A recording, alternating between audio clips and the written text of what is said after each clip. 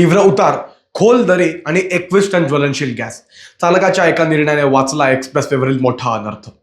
काल सकाळी पुणे मुंबई एक्सप्रेसवेवरती एक मोठी दुर्घटना टळली आणि त्यामागे कारण ठरलं एका चालकाचं प्रसंगावधान. लोणावळ्याजवळील खंडाळा बोर घाटातील अमृतांजन पुलाजवळ सोमवारी सकाळी प्रोपिलिन गॅसने भरलेला टँकर तीव्र उतारावरून गुजरातच्या दिशेने जात होता.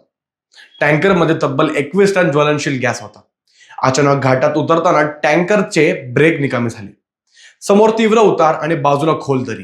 क्षणभरासाठी मोठा स्फोट किंवा गॅस गळतीचा धोका निर्माण झाला होता. पण अशा वेळी चालकाने घाबरून न जाता निर्णय घेतला. त्याने टँकर रस्त्याच्या कडेला असलेल्या आरसीसी रिटर्निंग वॉलला जाणीवपूर्वक धडकवला. टँकर जागेवरच थांबला आणि संभाव्य स्फोट देखील टळला.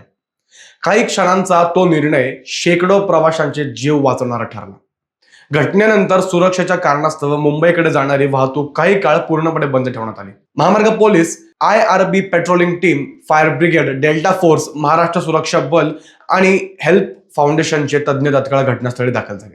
केमिकल एक्सपर्ट धनंजय गीत यांनी टँकरची तांत्रिक तपासणी करत गळतीचा कोणताही धोका नसल्याची खात्री दिली. त्यानंतर क्रेनच्या सहाय्याने टँकर सुमारे 2 किलोमीटर दूर सुरक्षित ठिकाणी हलवण्यात आला. काही दिवसांपूर्वीच याच एक्सप्रेसवेवरती प्रोपिलिन गॅस टँकर उलटल्याने तब्बल 32 तास वाहतूक ठप्प झाली होती.